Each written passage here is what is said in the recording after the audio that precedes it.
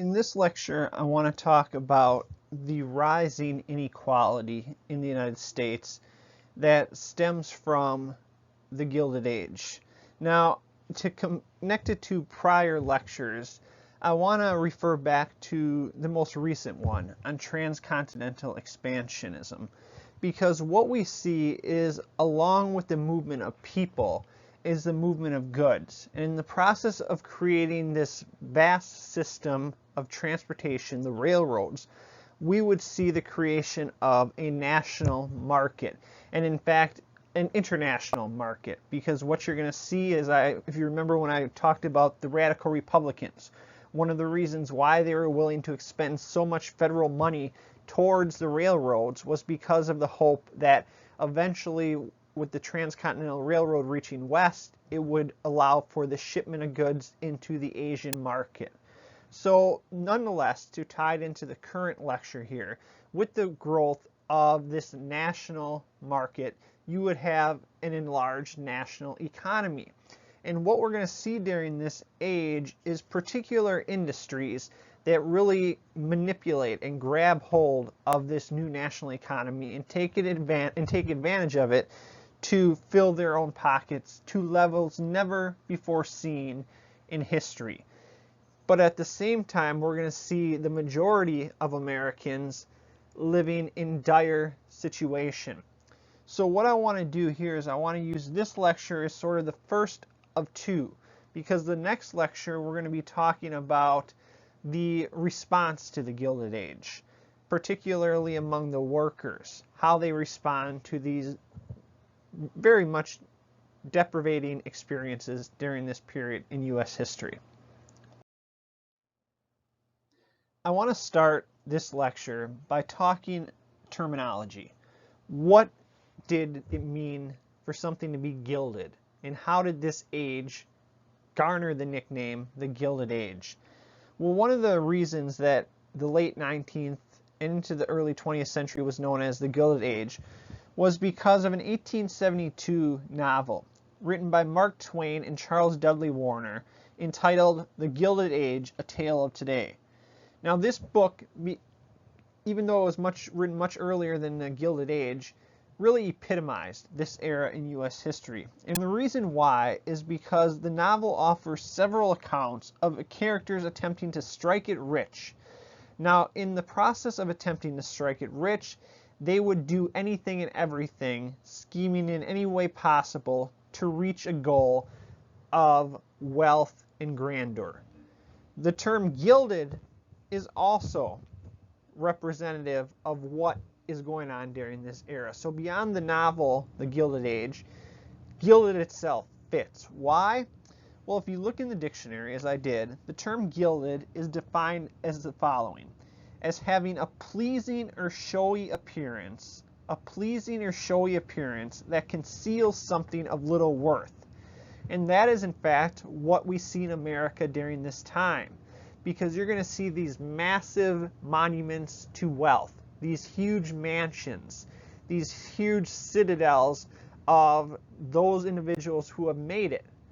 But if you look further around these structures, even sometimes just blocks away, for instance in New York City, you will see broken down buildings that lack plumbing, that are ridden with insects and other rodents, and therefore aren't represented in this showy appearance. So in short, what we see here is this Gilded Age. Yes, it looks beautiful on the surface, where you have the big buildings, you have the wives of these Gilded Age leaders dressed in the most extravagant jewelry and dresses.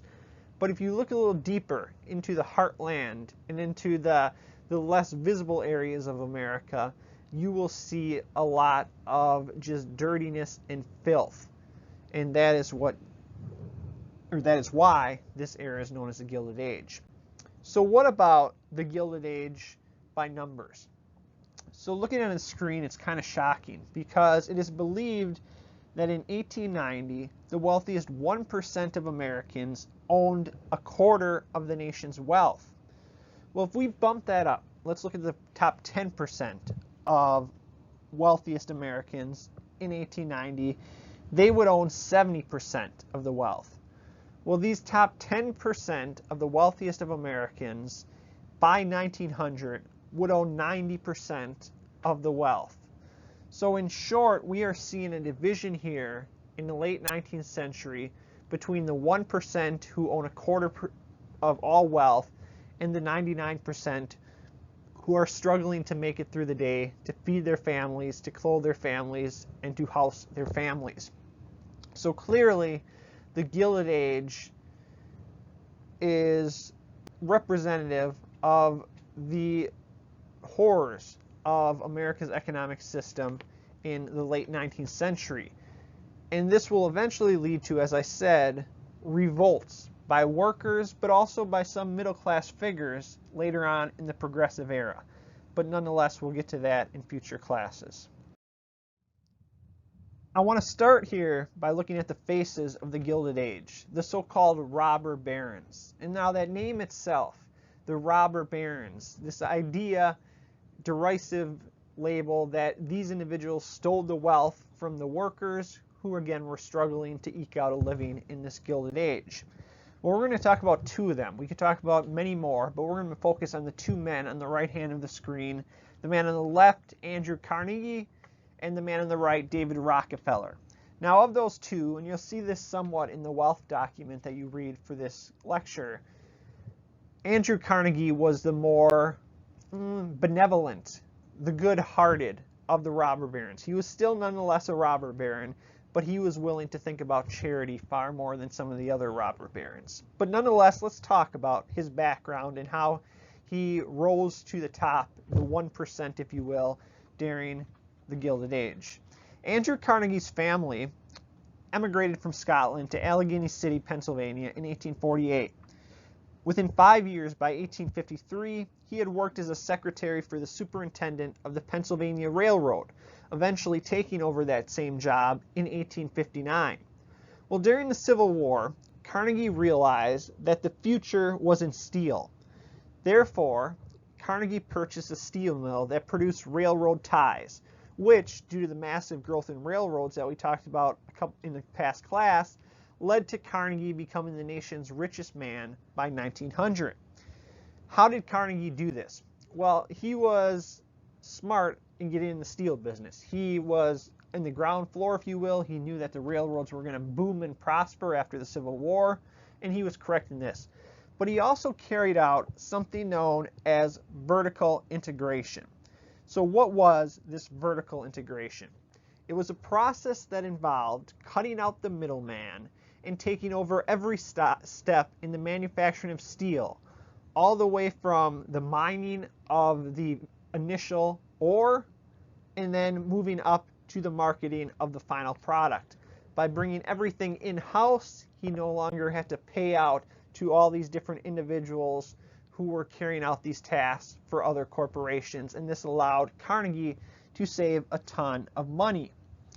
Well, the other individual that I want to talk about was Andrew Carnegie, or excuse me, David Rockefeller, the man on the right hand of the screen. John D. Rockefeller, hence the name David Rockefeller, purchased his first oil refinery in Cleveland in 1863. 7 years later, by 1870, following a process of horizontal integration that involved buying out competitors, Rockefeller opened up Standard Oil.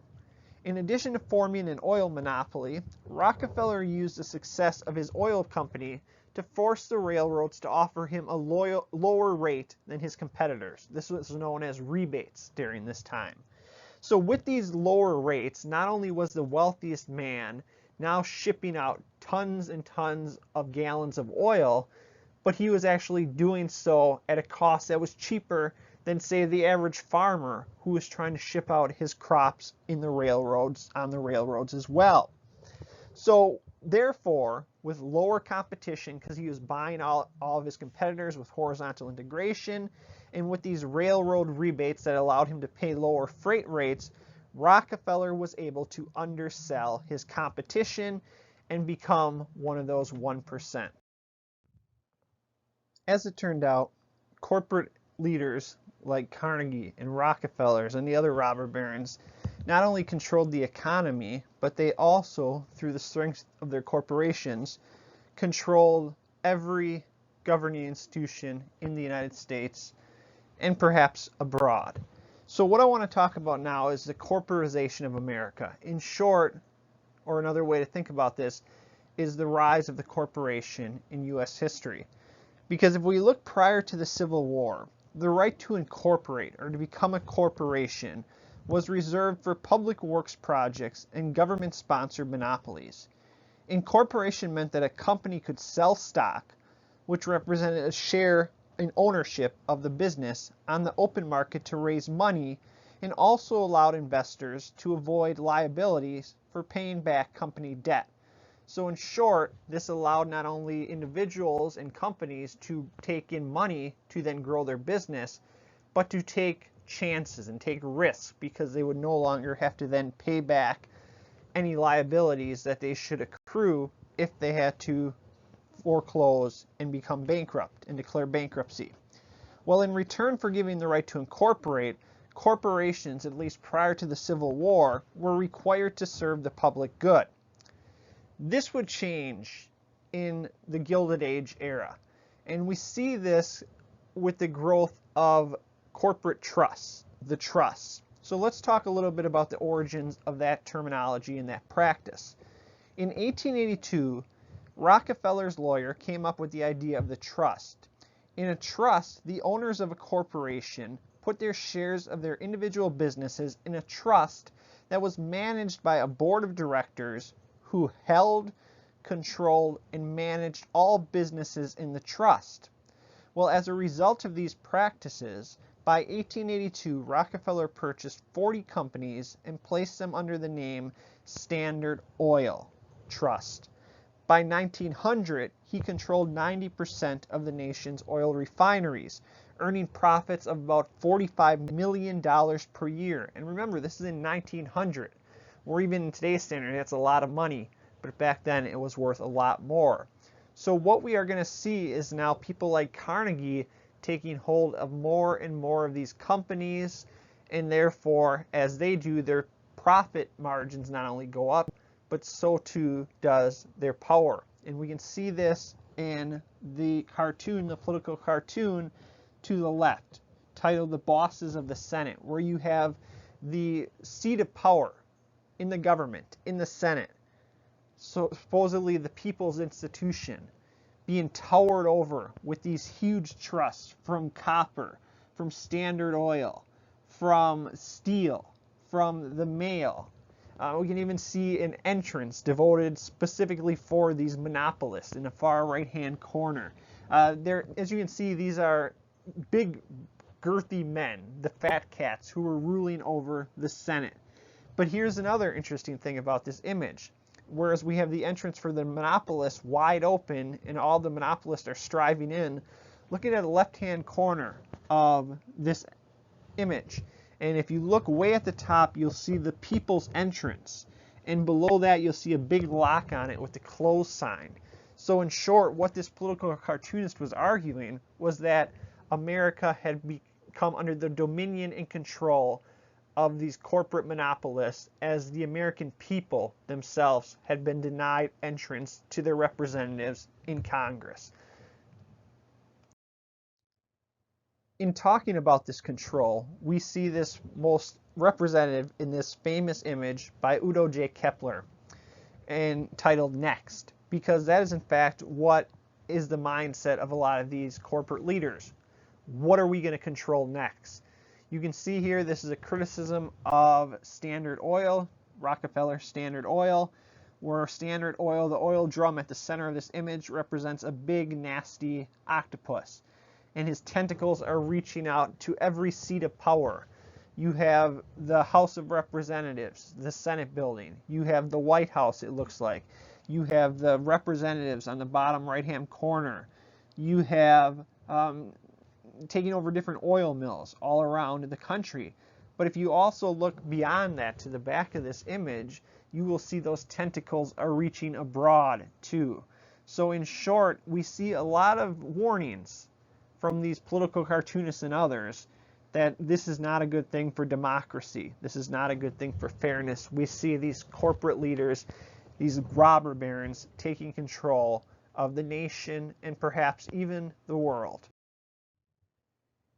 If there were so many voices during the Gilded Age saying that this sort of division between rich and poor was wrong, why did it happen?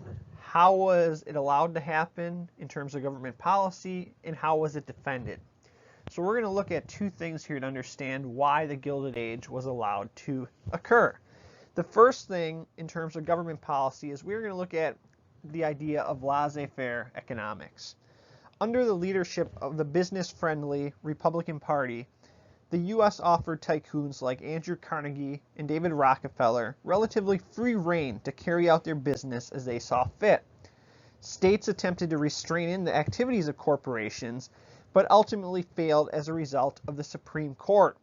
In fact, in 1886 alone, the nation's highest court, the Supreme Court, struck down 230 state laws meant to rein in the activities of corporations.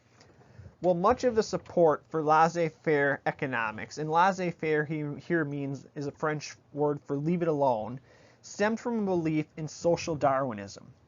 Social Darwinism, as its name implies, has its origins in 1859, when a British naturalist, Charles Darwin, published On the Origin of Species.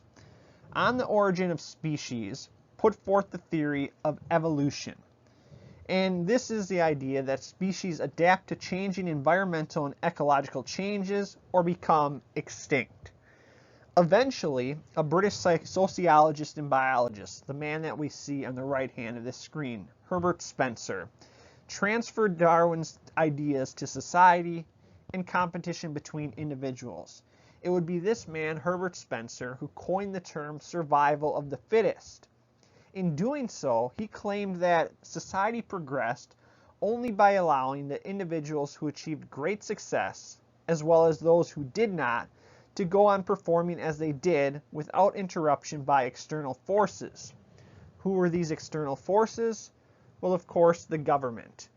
You're going to see this social Darwinism clear in two of the documents for this class. Both the Wealth document by Andrew Carnegie, and more specifically in the William Graham Sumner document, where he talks about the man in the gutter. As these robber barons increased their wealth and expanded their influence across the United States political and economic system, and the globe's political and economic system for that matter, you see a commensurate growth of urban America during this time. So I want to talk about some numbers here to give you an idea of the explosion of the amount of people living in cities that, as a consequence, were also growing repeatedly year after year, becoming bigger and bigger.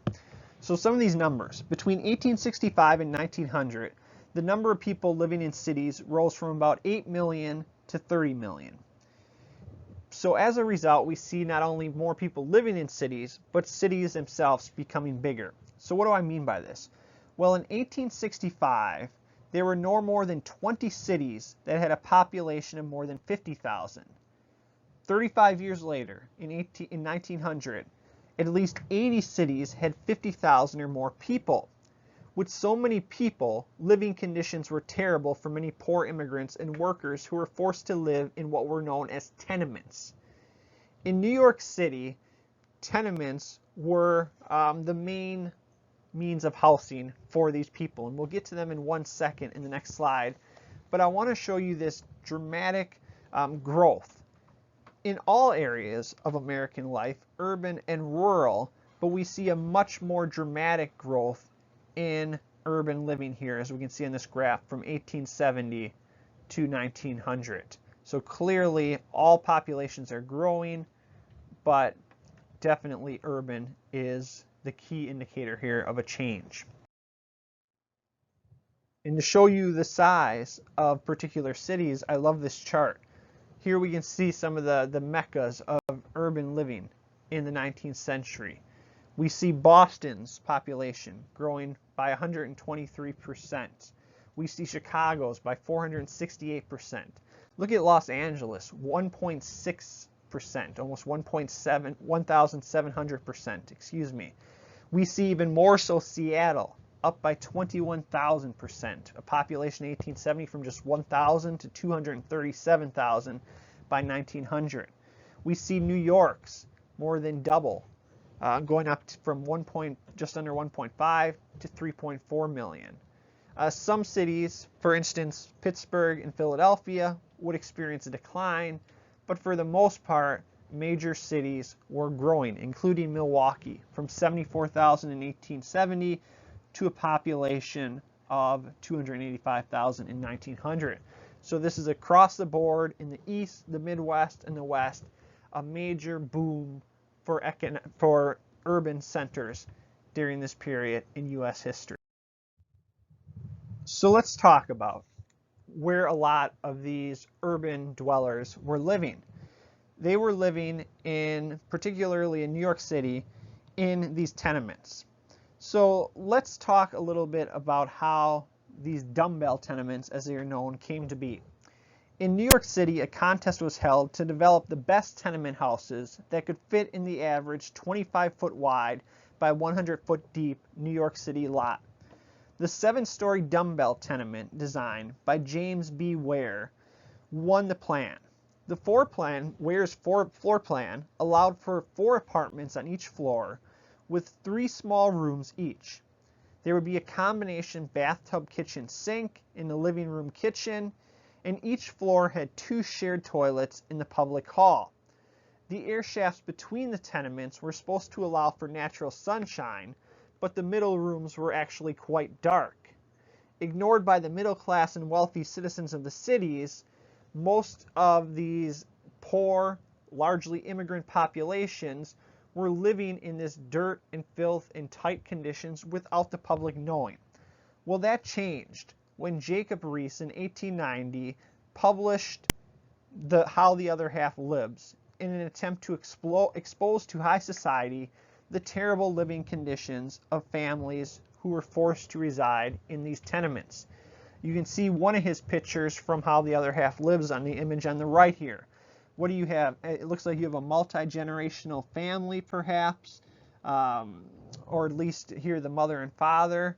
We have how many children? 1, 2, 3, 4, 5 living together in this tiny cramped room that looks like it has a stove on the far left corner, a closet in the back.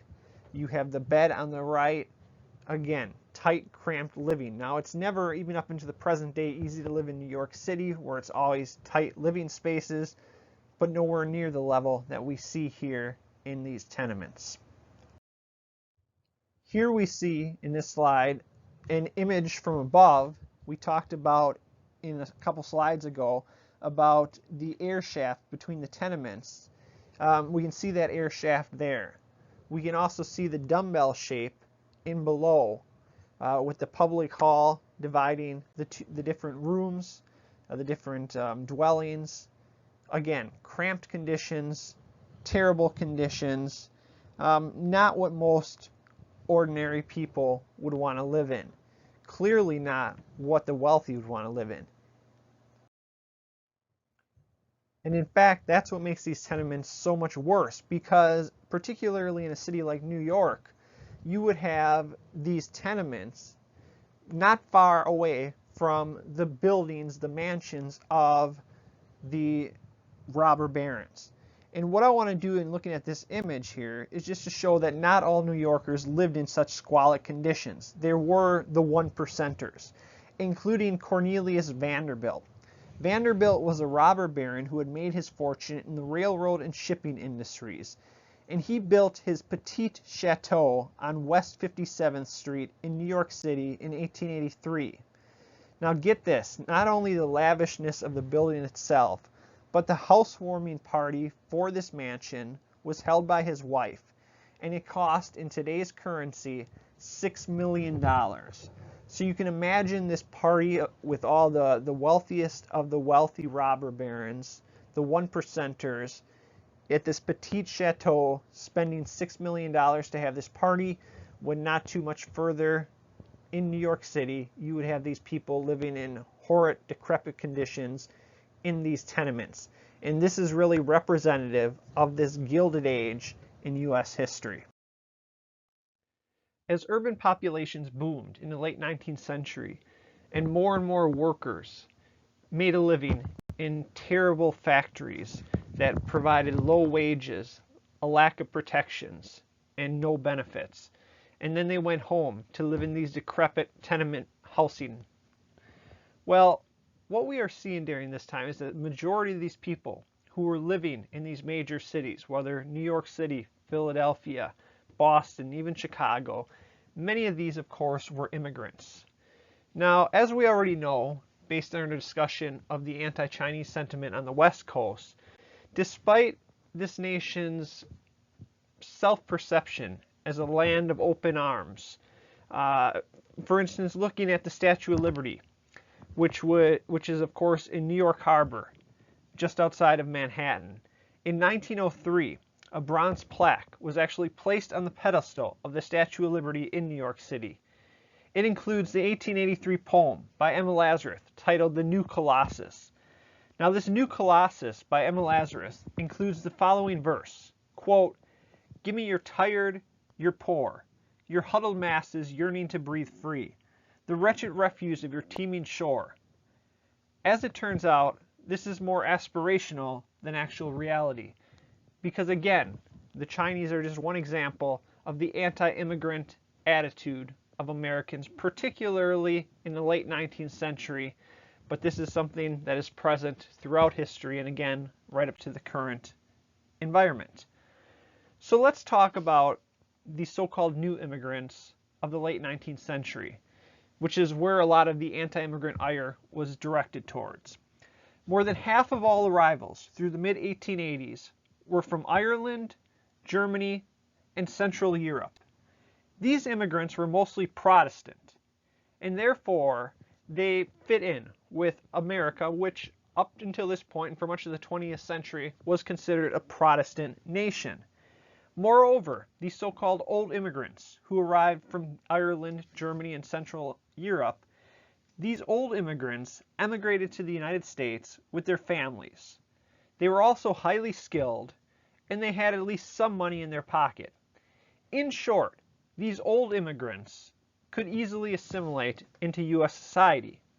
But by the end of the century, by the end of the 19th century, so-called new immigrants from Southern and Eastern Europe became predominant. These included poor, younger, unskilled, and predominantly single male Catholic peasant farmers from southern Italy, but also Russian Jews and Polish and Slavic immigrants. In 1891, the San Francisco Bulletin, far away, obviously a different side of the country from New York City, but nonetheless, the San Francisco Bulletin thought that it knew New York City enough to call it a, quote, dumping ground for the refuse of Europe. The federal government also took notice. What do I mean by this? Well, in 1891, Congress passed the Immigration Act. The Immigration Act of 1891 expanded the power of federal authorities to deny entry to, quote, convicts, except those convicted of political offenses, lunatics, idiots, and persons likely to become public charges, meaning that they did not have money to pay for their own existence, therefore they would receive welfare and other social payments from the government, as well as those suspected of having, quote, dangerous and loathsome diseases. On April 1st, 1891, we would see the New York Times applaud the new law, saying, quote, if under its provisions the work of excluding undesirable immigrants is kept up as well as it has begun, the law cannot have but have the excellent effect of diverting from those shores the outcasts of Europe. This is a sentiment that we see here. Again, it's very reminiscent of what we see during this period on the West Coast with the Chinese. Here it's with the new immigrants on the East Coast, these so-called undesirables that are coming to this nation, the United States. Well, New York City, to deal with the massive influx of immigrants, created a new immigration center on New York's Ellis Island, which opened in 1892. Most of the people who passed through Ellis Island did not spend more than 1 day in the facility, and we can see some of these arrivals on the right hand of this screen. Once they arrived, medical examinations were given, but they were usually perfunctory, never really going into a full medical history, if you will, usually letting most go by so long as they did not have a physical handicap. The rejection rate was extremely low, usually just around 1%. Conversely, the rejection rate at the less busy Angel Island in San Francisco on the West Coast was 18%.